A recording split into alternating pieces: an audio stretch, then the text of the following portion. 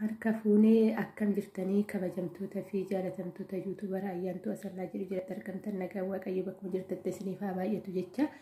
Egaa ka har'aa waanuma gabaabduu kan qabadhee too dhufee nyaata yeroo gabaabduu keessatti yookaan ijoolleedhaaf nuutuyyuu warri gurguddaan hojjetannee waan gabaabduma biyya keenya keessatti baasii guddaa osoo hin baasin akkamitti hojjenna kan jedhu viidiyoo jalqaba isaa yeroo dura hojjedhu sagalee televiiziiniitti jira hojjechuun natti hin mijanne. Na'uuf kalchaan isin jedhaa garuu bakka kanatti lardamman itti godhee tokkicha kanatti ofii kootiif nyaadha jedhee tana walaa filiidha. Daakuu namni mana ofii keessaa dhabu hin jiru biyya keenya keessatti illee akkuma feellee jireenyi wuddii waggaa ta'e wanni buuphaa lamaan itti godhe killee yookaan buuphaa jechuudha. Buuphaa lama kanan itti godhe daakuudha. Daakuu kaa'agumaati baay'ifachuu barbaaddu itti goratta. Vaniliyaadha. Vaniliyaa maankaa tokkoon itti godhe saniin booda waliin rukutee jechuudha. Waliin rukutee tanan hojjedhee maashiniin itti hojjedhellee isinitti argisiisa. Bakkuma feenettu gizee binne walumaa galatti garuu yeroo baay'ee gizee biyyaa baanu biyya keessa waa hin jiru maashiniin akkanaa jennee yaadurraa kan ka'e qarshii guddaa baafnetoo biyya keenyatti meeshaa meetiraalaa elektirooniksii fuunee gallaa jechuudha. Garuu biyya keenya keessa dhugaa dubbachuuf bakki dhabameen jiru magaalaa Oromiyaa keessa magaalaa gurguddoo Oromiyaa keessa wanti hunduu wanti biyya kana keessa biyya Arabaa keessa yookaan jiru wanti dhabameen jiru. Meeshaan akkuma addunyaa waliigalaatitti biyyattiin illee xiqqoollee taatu yookaan biyya hiyyummaallee qabaatu taatu akkasuma dureessi keessa jiraata wantoonni biyya alaa fe'ettu argamu biyya ofii keessatti illee ni argama. Kana maashinii xiqqoo ittiin hojjechuu dandeenyudha. Akkasuma immoo warri biyya Arabaa keessa taa'ee nyaata sodaatus ni jira.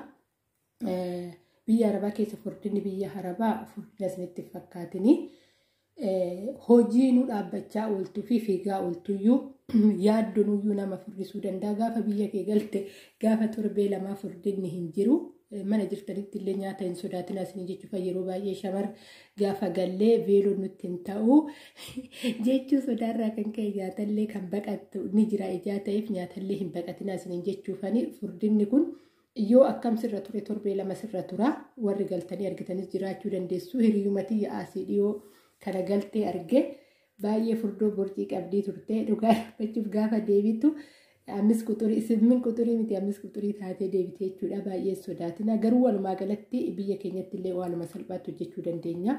Daakuun mana keenya manuma fe'eeyyuu hin dhabamu. Daakuun ni jira kanaafuyyuu buuphaa lamas hin dhabnu ijoollee baadiyyaati baay'inaani.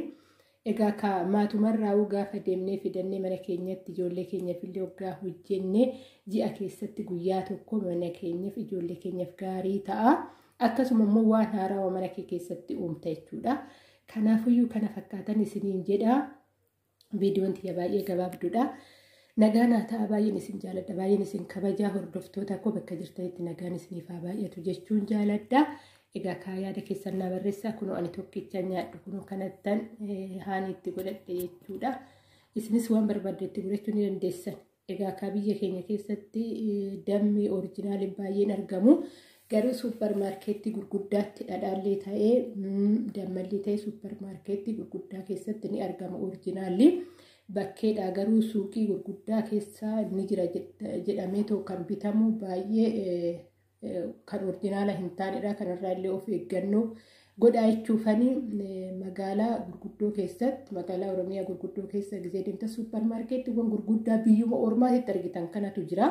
Achi keessa seentan baay'ee wuddii miti. Fakkeenya persentii 5 dabala yoo amma alatti 40 waa tokko bittan waggaa ta'e achi keessatti 45 kwaalitii qaba waan ta'eef jechuudha wanti bittastuni. Dabalata birrii 5tiif jechuun homaa rakkoo tokkoyyuu hin qabu. Isaan bittanii waan orijinaala ta'e fayyadamuun jechuun maafi kan waa'ee suupparmaarkeettii illee dubbachuu fi gizee galle immoo walumaan ilaalla suupparmaarkeettiin naannoo Oromiyaa keessa iddoo kam jira. Isaan keessaa immoo seera qabeessi maal akka ta'es waliin ilaalla. Egaa kan hunduma keenya warra biyyaan waa godhu garuu walumaa galatti beeshaa yeroo baay'een akkamiin akka dabarfatanii gatii guddaa nama baasa waan ta'eef biyya keenya keessa ni jira jechuuf walumaa galatti wanni hawwuun hin jiru biyya ormaa yookaan kana fudhannee gallaa yookaan safuunee gallaa inni wanni hawwuun hin jiru wanti as jiru achis ni jira ijaa ta'eefuyyuu kana fakkaataa walumaa galatti isiniin jechuufanii baay'een isin jaaladha baay'een isin kabajaa turtii gaarii naaf qabaadha. iddoo jirtanitti nageenyi isiniif haa baay'atu. Oolmaa gaarii naaf qabaadhaa. Koottaaf firamtanii jirtanii walumaan nyaannaa isiniin jedha.